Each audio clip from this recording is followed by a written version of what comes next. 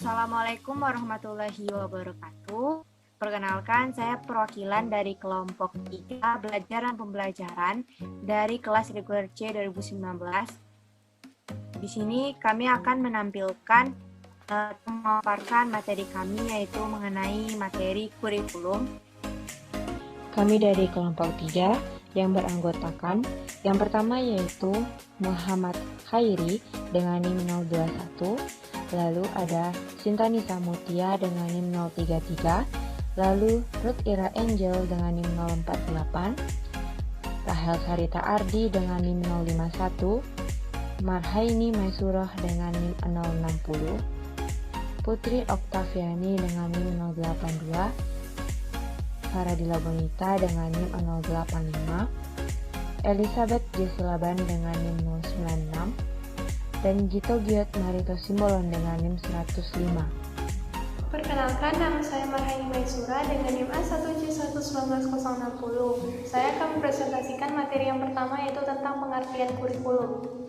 Secara etimologis, istilah kurikulum berasal dari bahasa Yunani, yaitu kurir yang artinya pelari dan kurere yang berarti tempat berpacu. Istilah kurikulum ini diambil dalam dunia olahraga. Nah, dalam dunia olahraga, istilah kurikulum ini berarti adalah suatu jarak yang harus ditempuh oleh pelari dari garis start sampai finish. Kemudian, kurikulum tersebut diambil dalam dunia pendidikan, yang berarti yaitu sejumlah pengetahuan atau kemampuan yang harus ditempuh atau diselesaikan siswa guna mencapai tingkatan tertentu secara formal dan dapat dipertanggungjawabkan. Kemudian, untuk mempermudah kita untuk mengetahui konsep dari kurikulum tersebut, maka penyimpulan dari konsep-konsep kurikulum tersebut didapatkan berbagai konsep. Yang pertama yaitu tentang kurikulum sebagai jalan meraih ijazah. Nah, kurikulum merupakan syarat mutlak dalam pendidikan formal. Bisa dikatakan tidak ada pendidikan formal yang tidak menggunakan kurikulum. Pada pendidikan formal, terdapat jenjang-jenjang pendidikan yang selalu berakhir dengan ijazah atau surat tanda tamat pelajar, atau dikenal juga dengan STPDB. Jadi, bisa disimpulkan, kurikulum merupakan jalan yang berisi sejumlah mata pelajaran atau bidang studi dari isi pembelajaran yang harus dilalui untuk meraih ijazah tersebut. Nah, kemudian konsep yang kedua yaitu kurikulum sebagai mata dan isi pelajaran. Kurikulum sebagai jalan meraih ijazah mengisyaratkan adanya sejumlah mata pelajaran atau bidang studi dari isi pembelajaran yang harus diselesaikan oleh siswa tersebut. Penyebutan kurikulum sering disamakan dengan mata pelajaran. Lebih jauhnya, maksudnya adalah isi dari pelajaran tertentu dalam program dikatakan sebagai kurikulum. Kemudian, konsep yang ketiga yaitu kurikulum sebagai rencana kegiatan pembelajaran. Kurikulum didefinisikan sebagai suatu rencana yang dikembangkan untuk mendukung proses belajar mengajar di dalam arahan dan bimbingan sekolah, akademis, atau universitasnya. Kemudian yang keempat adalah kurikulum sebagai hasil belajar. Semua rencana hasil belajar atau learning outcomes yang merupakan tanggung jawab sekolah adalah kurikulum. Kurikulum diartikan sebagai rekonstruksi pengetahuan dan pengalaman yang secara sistematis dikembangkan dengan bantuan sekolah atau universitas agar memungkinkan siswa menambah penugasan, pengetahuan, dan pengalamannya. Dengan demikian, kurikulum sebagai hasil belajar merupakan serangkaian hasil belajar yang diharapkan oleh siswa atau yang diharapkan oleh sekolah tersebut. Kemudian yang kelima yaitu kurikulum sebagai pengalaman belajar. Dari 4 konsep sebelumnya, maka kita akan dapat mengetahui bahwa setiap orang yang terlibat dalam pengimplementasian kurikulum tersebut akan memperoleh pengalaman belajar. Kurikulum adalah segala hal yang bermaksud dipakai oleh sekolah untuk menyediakan kesempatan-kesempatan bagi siswa memperoleh pengalaman belajar yang diperlukannya sekali. Nah, dari kelima konsep tersebut, kita akan dapat menyimpulkan bahwa kurikulum itu merupakan suatu usaha terencana dan terorganisir untuk menciptakan suatu pengalaman belajar pada siswa di bawah tanggung jawab sekolah atau lembaga pendidikan untuk mencapai suatu tujuan. Pengertian kurikulum secara luas tidak hanya berupa mata pelajaran atau kegiatan belajar siswa saja, akan tetapi segala hal yang berpengaruh terhadap pembentukan pribadi anak sesuai dengan tujuan pendidikan yang diharapkannya. Baiklah, yang kedua yaitu landasan pengembangan kurikulum.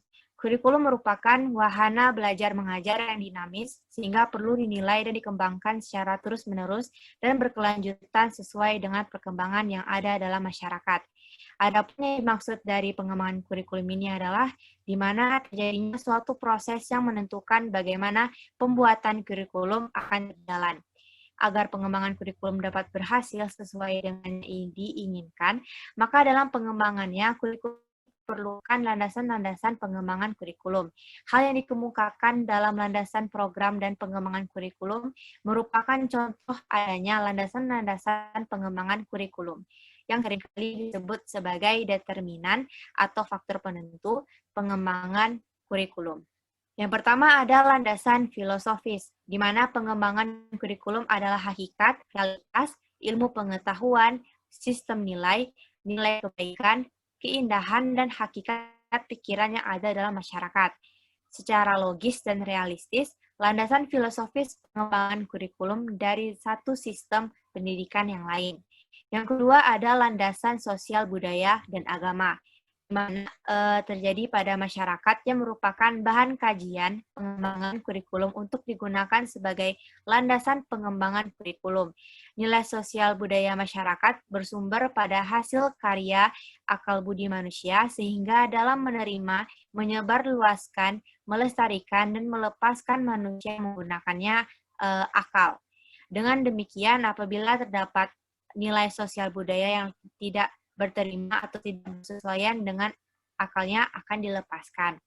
Lalu ada landasan ilmu pengetahuan, teknologi, dan seni, di mana pendidikan merupakan usaha penyiapan subjek didik atau siswa menghadapi lingkungan hidup yang mengalami perubahan yang semakin pesat. Pendidikan merupakan upaya penyiapan siswa menghadapi perubahan yang semakin pesat, termasuk di dalamnya perubahan ilmu pengetahuan, teknologi, dan seni.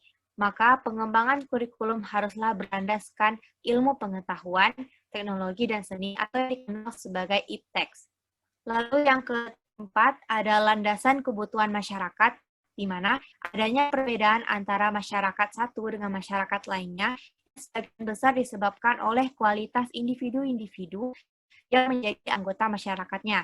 Di sisi lain, kebutuhan masyarakat pada umumnya juga berpengaruh terhadap individu anggota masyarakat. Oleh karena itu, pengembangan kurikulum yang hanya berdasarkan pada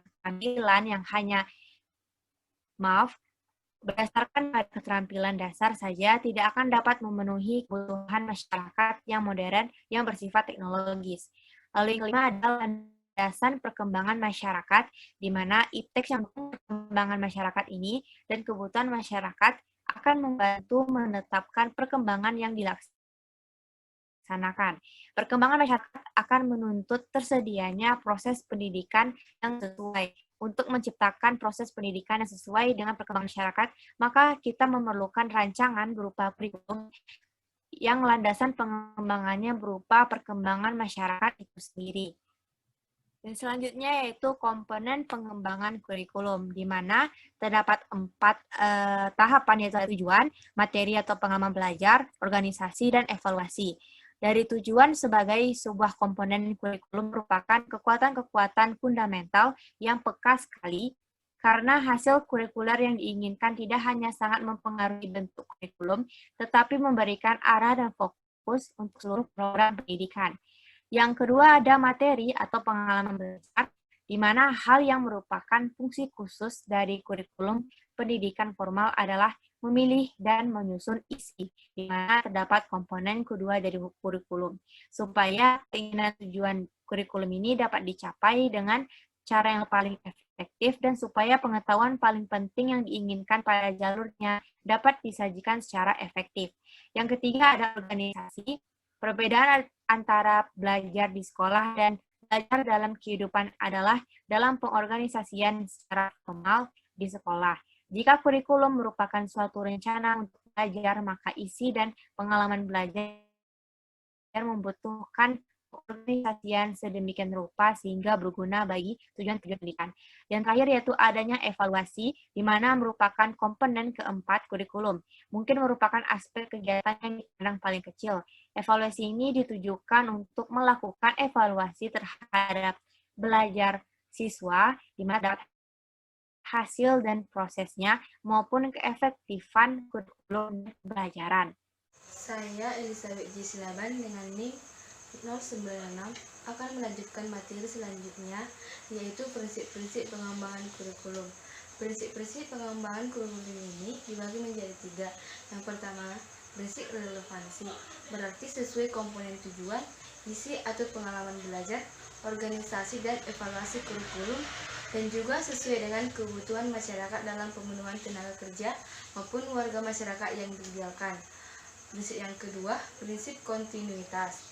Prinsip kontinuitas ini berarti berkesinambungan menghendaki pengembangan kurikulum yang berkesinambungan secara vertikal dan berkesinambungan secara horizontal. Prinsip yang ketiga, prinsip fleksibilitas yang berperan dalam pengembangan kurikulum harus menyadari bahwa kurikulum harus mampu disesuaikan dengan situasi dan kondisi setempat dan waktu selalu berkembang tanpa merombak tujuan pendidikan yang harus dicapai. Materi selanjutnya yaitu tahap-tahap pengembangan kurikulum. Nah, tahap yang pertama yaitu studi kelayakan dan analisis kebutuhan. Nah, studi analisis kebutuhan dapat dilakukan terhadap yang pertama, kebutuhan peserta didik, terutama aspek perkembangan psikologis. Yang kedua, kebutuhan masyarakat dan dunia kerja. Yang ketiga, kebutuhan pembangunan atau nasional dan daerah. Studi kelayakan meliputi program yang akan dikembangkan, rasional pengembangan, rumusan deskripsi tugas secara umum, analisis tugas secara khusus, rumusan kemampuan yang akan dikembangkan, analisis kebutuhan program sesuai dengan rumusan kemampuan yang akan dikembangkan. Tahap yang kedua, perencanaan kurikulum atau draft awal. Pada tahap ini, pengembangan kurikulum menyusun suatu konsep perencanaan awal kurikulum. Berdasarkan rumusan kemampuan yang akan dikembangkan pada tahap pertama, kemudian dirumuskan tujuan kurikulum yang mendasari rumusan isi dan struktur kurikulum yang diharapkan. Selanjutnya, pengembang kurikulum merancang strategi pembelajaran yang meliputi pendekatan, strategi, metode, media, sumber belajar, dan sistem penilaian berdasarkan kriteria keberhasilan yang telah ditentukan sebelumnya pada tahap awal. Pemilihan metode, media, sumber belajar, dan teknik penilaian hendaknya mengacu pada prinsipnya masing-masing dan disesuaikan dengan kemampuan guru di lapangan serta situasi dan kondisi lembaga pendidikan atau sekolah. Tahap yang ketiga, pengembangan rencana operasional kurikulum. Pada tahap ini, pengembang kurikulum membuat rencana operasional kurikulum yang meliputi penyusunan silabus, pengembangan bahan ajar, dan menentukan sumber-sumber belajar seperti buku, sumber, modul, narasumber, dan sebagainya. Rencana pelaksanaan ini hendaknya memperhatikan faktor waktu, tenaga, biaya, dan kemungkinan pelaksanaannya di lembaga pendidikan atau sekolah. Tahap yang keempat, pelaksanaan uji coba terbatas kurikulum di lapangan. Tujuan uji coba di lapangan adalah untuk mengetahui kemungkinan pelaksanaan dan keberhasilan kurikulum. Hambatan atau masalah apa yang terjadi, bagaimana pengaruh lingkungan, faktor-faktor apa yang mendukung, dan bagaimana upaya mengatasi hambatan atau pemecah masalah. Dalam pelaksanaan uji coba terbatas, pengembang kurikulum hendaknya memperhatikan keadaan program, kemampuan guru dan tenaga teknis, instrumen evaluasi, kelengkapan sumber-sumber belajar, dan kriteria keberhasilan. Kegiatan uji coba meliputi persiapan, pelaksanaan, evaluasi, perbaikan, dan penyelesaian. Uji coba biasanya dilakukan pada kelompok sampel yang representatif. Baiklah, saya Rutila Angel dengan NIM A1C11948 akan melanjutkan, yaitu tahap kelima, implementasi kurikulum. Pada tahap ini, pengembang kurikulum harus melakukan minimal 2 kegiatan pokok, yaitu yang pertama, kegiatan diseminasi.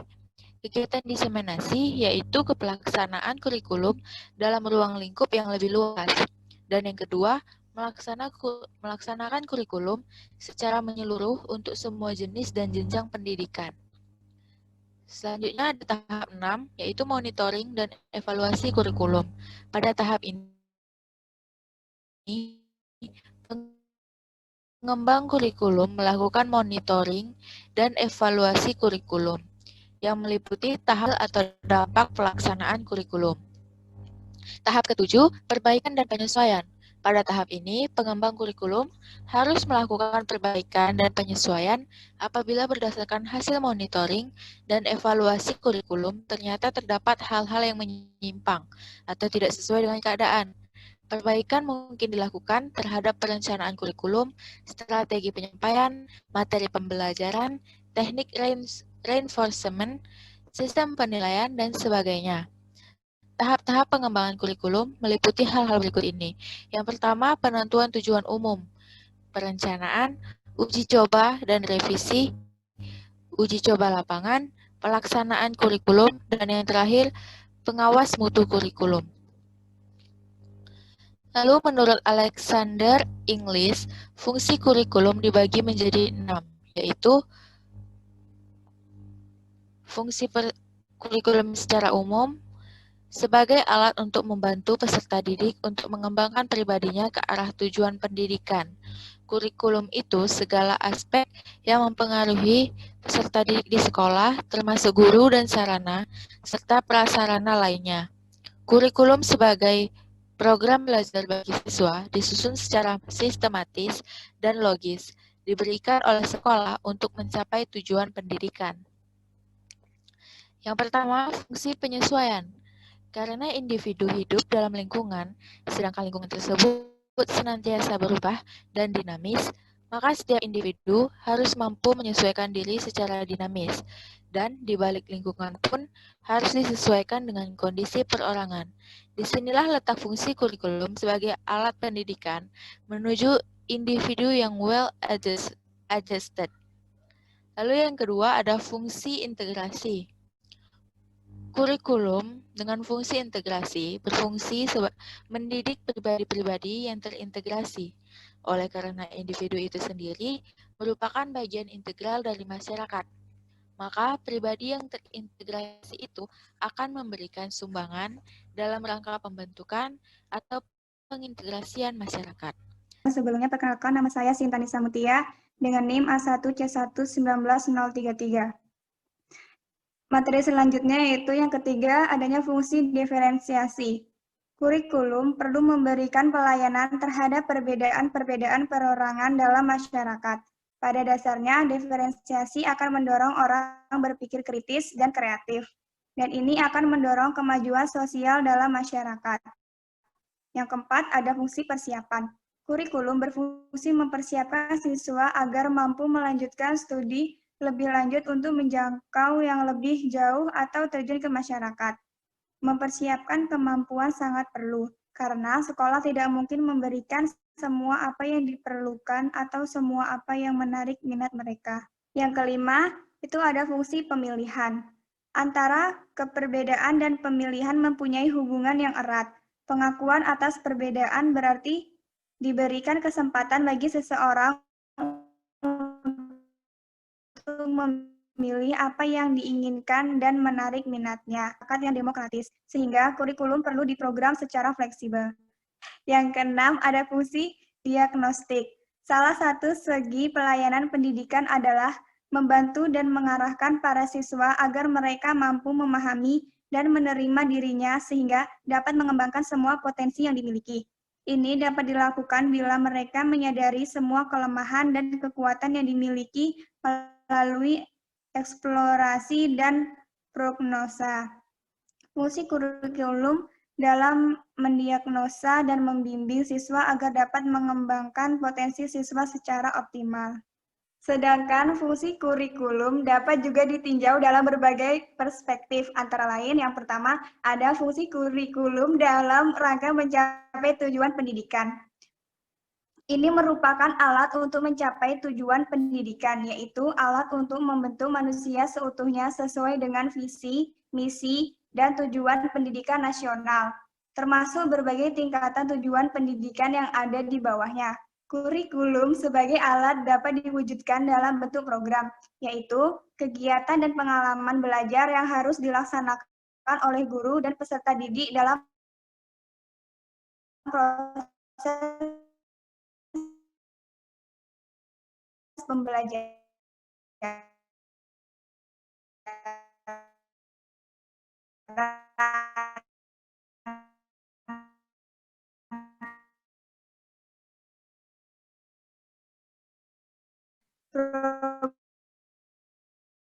Program tersebut harus dirancang secara sistem kebutuhan, sehingga dapat dilaksanakan proses belajar yang efektif dan efisien.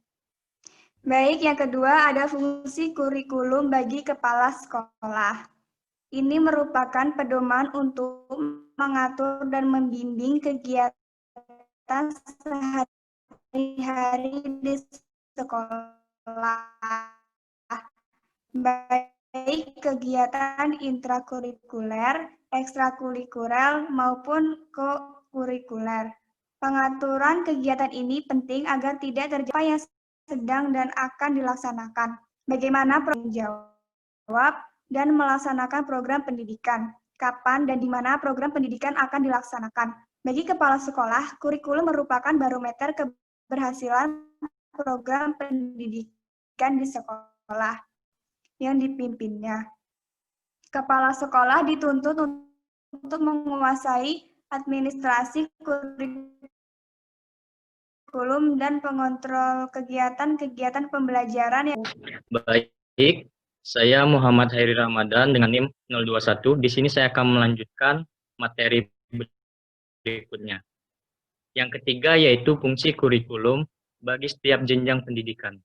Sering kita mendengar bahwa perguruan tinggi mengeluh tentang mutu lulusan SLTA yang kurang memadai. Para guru di SLTA memberikan alasan karena terdapat kelemahan pada lulusan SMP. Guru SMP tidak mau menerimanya begitu saja.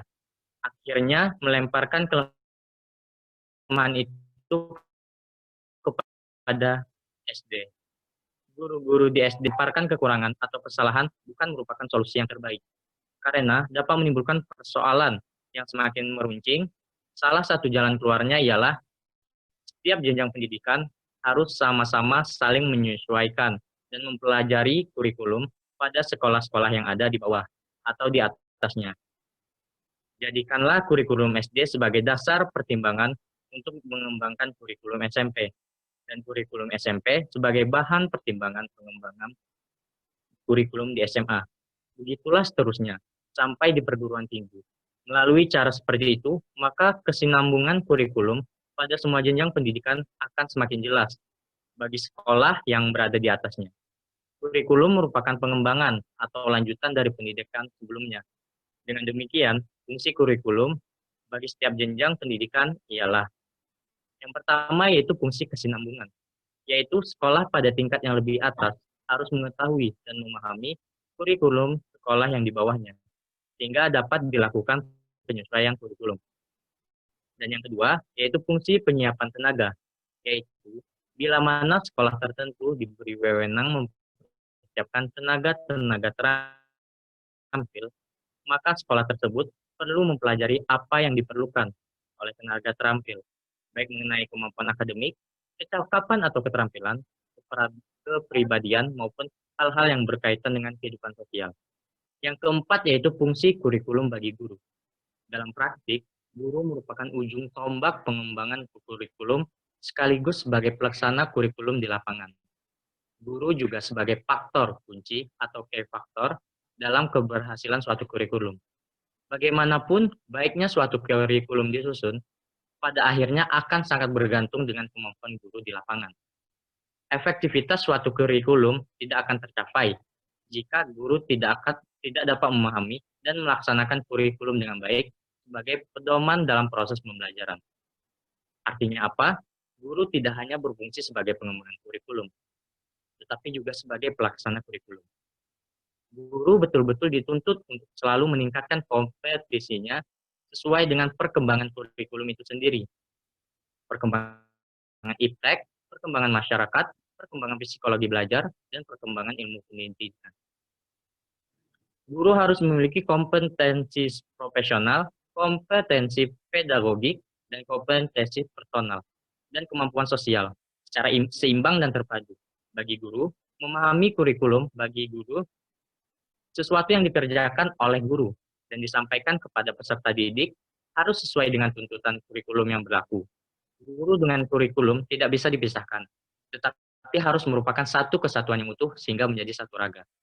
Yang kelima yaitu fungsi kurikulum bagi pengawas atau supervisor. Bagi para pengawas, fungsi kurikulum dapat dijadikan sebagai pedoman, patokan, atau ukuran dalam membimbing kegiatan guru di sekolah. Kurikulum dapat digunakan pengawas untuk menetapkan hal-hal apa saja yang memerlukan penyempurnaan atau perbaikan dalam usaha pengembangan kurikulum dan peningkatan mutu pendidikan. Para pengawas harus bersikap dan bertindak secara profesional dalam membimbing kegiatan guru di sekolah. Pengawas juga perlu mencari data dan informasi mengenai faktor pendukung dan penghambat implementasi kurikulum dalam hubungannya dengan peningkatan mutu guru, kelengkapan sarana pendidikan, pemantapan sistem administrasi, bimbingan dan konseling, keefektifan penggunaan perpustakaan, dan lain-lain. Implikasinya adalah pengawas harus menguasai kurikulum yang berlaku agar dapat memberikan bimbingan secara profesional kepada guru, terutama dalam pengembangan program pembelajaran dan implementasinya. Selanjutnya yaitu yang keenam, fungsi kurikulum bagi masyarakat. Bagi masyarakat, kurikulum dapat memberikan pencerahan dan perluasan wawasan pengetahuan dalam berbagai bidang kehidupan. Melalui kurikulum, masyarakat dapat mengetahui apakah pengetahuan, keterampilan, sikap, dan nilai-nilai yang dibutuhkan relevan atau tidak dengan kurikulum suatu sekolah. Masyarakat yang cerdas dan dinamis akan selalu, yang pertama, memberikan bantuan, baik moral maupun material, dalam pelaksanaan kurikulum suatu sekolah. Yang kedua yaitu memberikan saran-saran, usul atau pendapat sesuai dengan keperluan-keperluan yang paling mendesak untuk dipertimbangkan dalam kurikulum sekolah. Yang ketiga yaitu berperan secara aktif, baik langsung maupun tidak langsung. Orang tua juga memahami kurikulum dengan baik, sehingga dapat memberikan bantuan kepada putra-putrinya. Fungsi kurikulum bagi orang tua dapat dijadikan bahan untuk memberikan bantuan, bimbingan, dan fasilitas lainnya guna mencapai hasil belajar yang lebih optimal. Bantuan dan bimbingan yang tidak didasarkan atas kurikulum yang berlaku dapat merugikan anak, sekolah, masyarakat, dan orang tua itu sendiri. Yang ketujuh yaitu perusahaan manapun yang mempergunakan tenaga kerja lulusan suatu lembaga pendidikan tentu menginginkan tenaga kerja yang bermutu tinggi dan mampu berkompetisi agar dapat meningkatkan produktivitasnya. Biasanya, para pemakai lulusan selalu melakukan seleksi yang ketat dalam penerimaan calon tenaga kerja. Seleksi dalam bentuk apapun tidak akan membawa arti apa-apa jika instansi tersebut tidak mempelajari terlebih dahulu kurikulum yang telah ditempuh oleh para calon tenaga kerja tersebut. Bagaimanapun, kadar pengetahuan, keterampilan, sikap, dan nilai-nilai yang dimiliki calon tenaga kerja merupakan produk dari kurikulum yang ditempuhnya. Para pemakai lulusan harus mengenal kurikulum yang telah ditempuh calon tenaga kerja. Studi kurikulum akan banyak membantu pemakai lulusan dalam menyeleksi calon tenaga kerja yang handal, disiplin, bertanggung jawab, jujur, ulet, tepat, dan qualified. Saya Gito Giat Marito Simbolon, NIM A1C1-19105. Di sini saya akan menjelaskan yaitu tentang peranan kurikulum. Menurut Omar Hamalik tahun 1990, kurikulum bagi program pendidikan di mana sekolah sebagai institusi sosial melaksanakan operasinya. Paling tidak dapat ditentukan 3 jenis kurikulum. Yang pertama, peranan konservatif. Menekankan bahwa kurikulum itu dapat dijadikan sebagai sarana untuk mentransmisikan nilai-nilai warisan budaya masa lalu yang dianggap masih relevan dengan masa kini bagi generasi muda. Yang kedua, peranan kritis dan evaluatif. Perkembangan ilmu pengetahuan dan aspek-aspek lainnya senantiasa terjadi setiap saat. Peranan kreatif menekankan bahwa kurikulum harus mampu mengembangkan sesuatu yang baru sesuai dengan perkembangan. Yang ketiga, peranan aktif. Peranan ini dilatar belakangi oleh adanya kenyataan bahwa nilai-nilai dan budaya yang hidup dalam masyarakat senantiasa mengalami perubahan, sehingga pewarisan dan nilai-nilai budaya masa lalu kepada siswa perlu disesuaikan dengan masa sekarang. Yang selanjutnya, model-model pengembangan kurikulum. Berikut ini merupakan beberapa model pengembangan kurikulum. Yang pertama, model administratif atau land staff.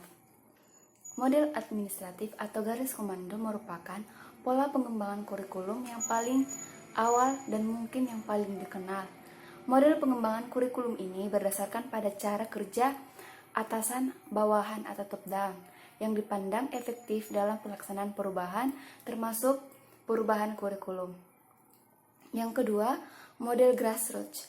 Model pengembangan kurikulum ini merupakan kebalikan dari model administratif, dilihat dari sumber inisiatif dan upaya pengembangan kurikulum. Model grassroots adalah bottom up atau bawah atas. Model ini cenderung berlaku dalam sistem pendidikan yang kurikulumnya bersifat desentralisasi atau memberikan peluang terjadinya desentralisasi. Yang ketiga atau model Beauchamp. Pengembangan kurikulum dengan menggunakan model Beauchamp memiliki 5 bagian pembuatan keputusan. 5 tahap pembuatan keputusan tersebut adalah: yang pertama, memutuskan arena pengembangan kurikulum. Yang kedua, memilih dan melibatkan personalia pengembangan kurikulum. Yang ketiga, pengorganisasian dan prosedur pengembangan kurikulum. Yang keempat, implementasi kurikulum. Yang kelima, evaluasi kurikulum. Yang selanjutnya, yang keempat, model arah terbalik TABA. Yaitu sesuai dengan namanya, model pengembangan kurikulum ini terbalik dari yang lazim dilaksanakan, yakni yang biasa yang dilakukan. Model TABA pengembangan kurikulum yang dilaksanakan dengan 5 langkah, yaitu yang pertama, membuat unit-unit percobaan. Yang kedua, menguji unit-unit eksperimen. Yang ketiga, merevisi dan mengkonsolidasi. Yang keempat, mengembangkan jaringan kerja. Yang kelima, memasang dan mendiseminasi unit-unit baru. Yang selanjutnya ada yang kelima, yaitu model Rogers. Rogers lebih mementingkan kegiatan pengembangan kurikulum daripada rancangan pengembangan kurikulum tertulis, yakni melalui aktivitas dan interaksi dalam pengalaman kelompok intensif yang terpilih. Yang selanjutnya, perkembangan kurikulum di Indonesia. Yang pertama, kurikulum 1947.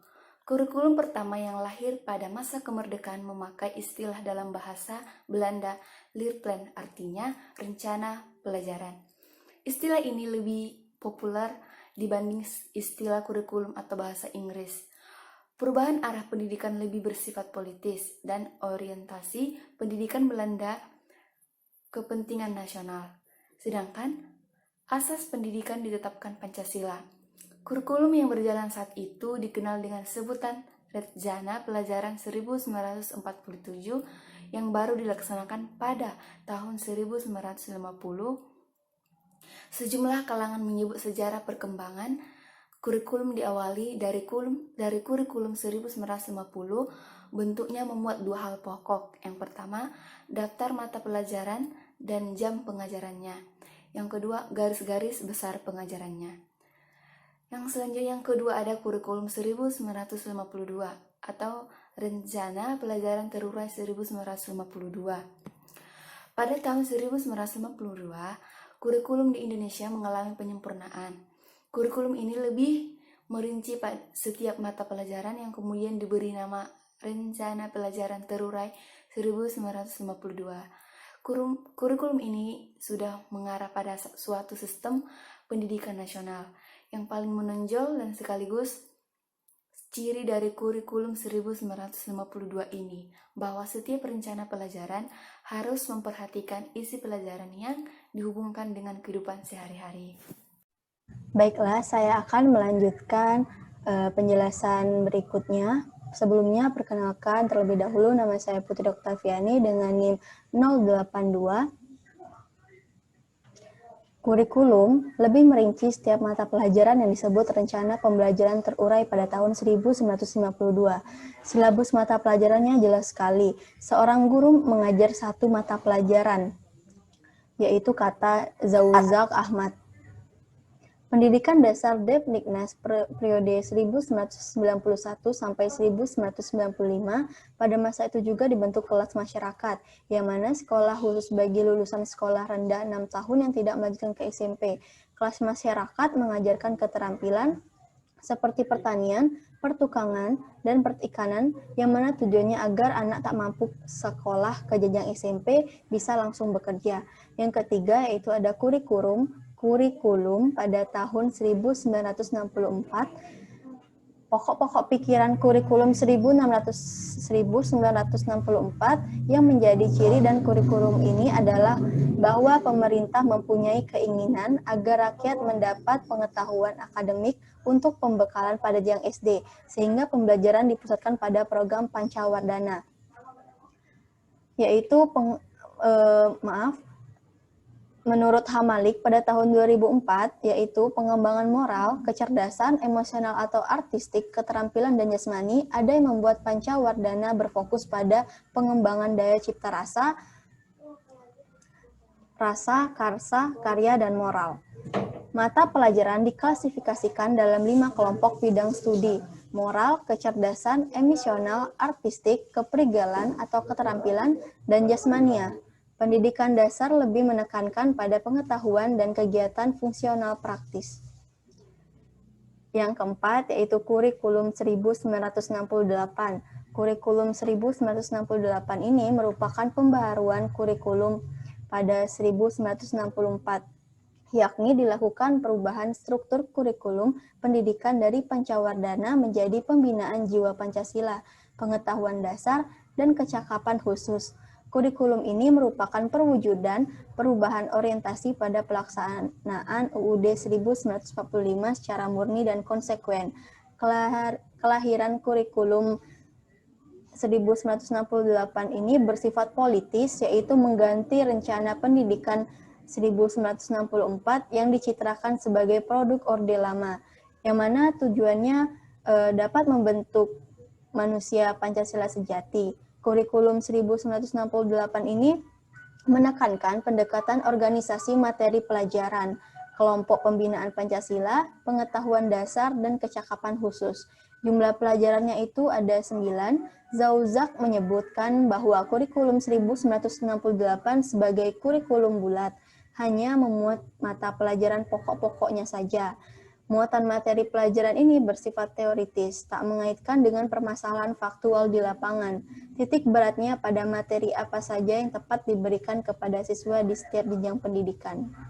Yang kelima yaitu kurikulum periode 1975. Kurikulum periode 1975 ini menekankan pada tujuan, yang mana bertujuan untuk pendidikan lebih efisien dan efektif. Yang melatar belakangi kurikulum ini adalah pengaruh konsep di bidang manajemen, yaitu MBO atau Manajemen by Objective yang terkenal pada saat itu, kata Dr. Andes Mujito.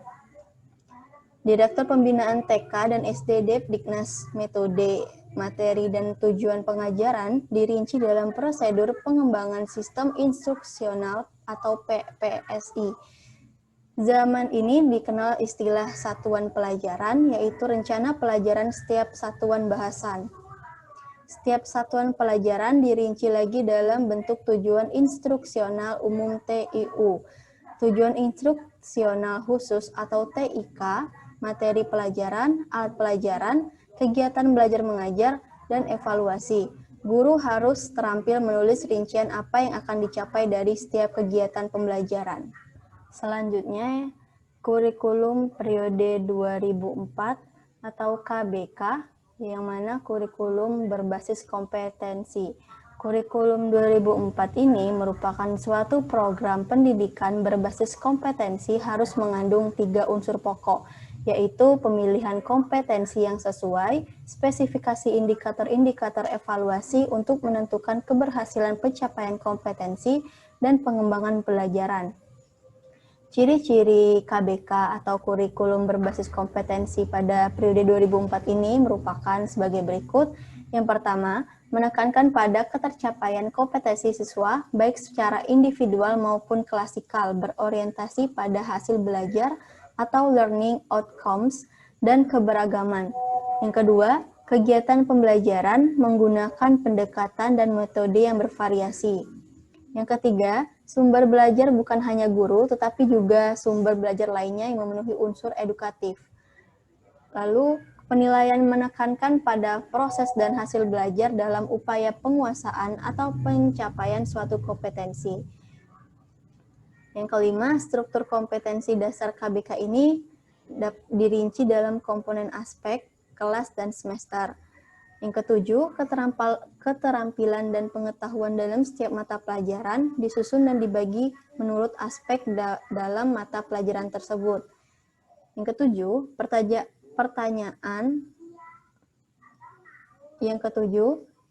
pernyataan hasil belajar ditetapkan untuk setiap aspek rumpun pelajaran pada setiap level.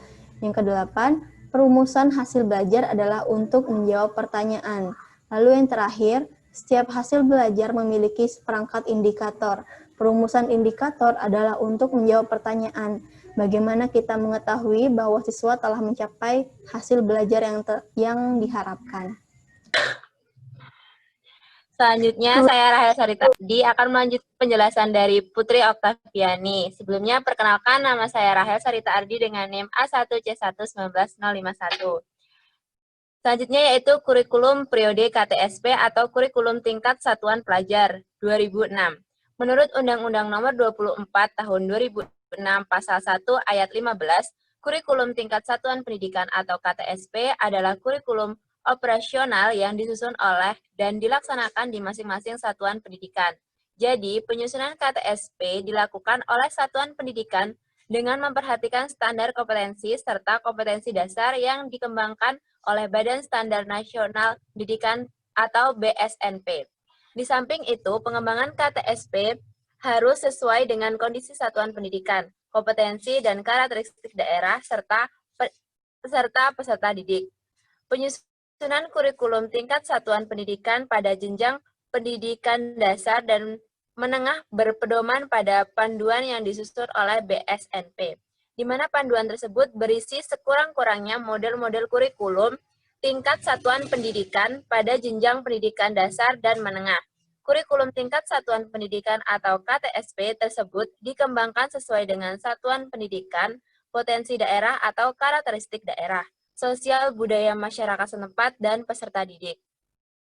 Dengan terbitnya Permen Nomor 24 Tahun 2006 yang mengatur pelaksanaan Permen Nomor 22 Tahun 2006 tentang standar isi kurikulum dan Permen Nomor 23 Tahun 2006 tentang standar kelulusan, lahirlah kurikulum 2006 yang pada dasarnya sama dengan kurikulum 2004. Perbedaan yang menonjol terletak pada kewenangan dalam penyusunannya, yaitu mengacu pada jiwa dari desentralisasi sistem pendidikan. Pada kurikulum 2006, pemerintah pusat menetapkan standar kompetensi dan kompetensi dasar, sedangkan sekolah, dalam hal ini guru, dituntut untuk mampu mengembangkan dalam bentuk silabus dan penilaian sesuai dengan kondisi sekolah dan daerahnya. Hasil pengembangan dari semua mata pelajaran dihimpun menjadi sebuah perangkat yang dinamakan kurikulum tingkat satuan pendidikan atau KTSP. Penyusunan KTSP menjadi tanggung jawab sekolah di bawah binaan dan pemantauan Dinas Pendidikan Daerah dan Wilayah setempat. Pada akhir tahun 2012, KTSP dianggap kurang berhasil karena pihak sekolah dan para guru belum memahami seutuhnya mengenai KTSP dan munculnya beragam kurikulum yang sulit mencapai tujuan pendidikan nasional. Maka mulai awal tahun 2013, KTSP dihentikan pada beberapa sekolah dan digantikan dengan kurikulum yang baru. Yang terakhir yaitu kurikulum periode 2013. Kurikulum 2013 merupakan penyempurnaan modifikasi dan pemutakhiran dari kurikulum sebelumnya. Sampai saat ini pun belum menerima wujud asli seperti apa, namun berdasarkan informasi beberapa hal yang baru pada kurikulum 2013. Kurikulum 2013 sudah diimplementasikan pada tahun pelajaran 2013-2014 pada sekolah-sekolah tertentu terbatas. Kurikulum 2013 diluncurkan secara resmi pada tanggal 15 Juli 2013. Sesuatu yang baru tentu mempunyai perbedaan dengan yang lama. Sekian presentasi dari kelompok kami dengan materi kurikulum. Saya akhiri. Wassalamualaikum warahmatullahi wabarakatuh. Waalaikumsalam warahmatullahi wabarakatuh.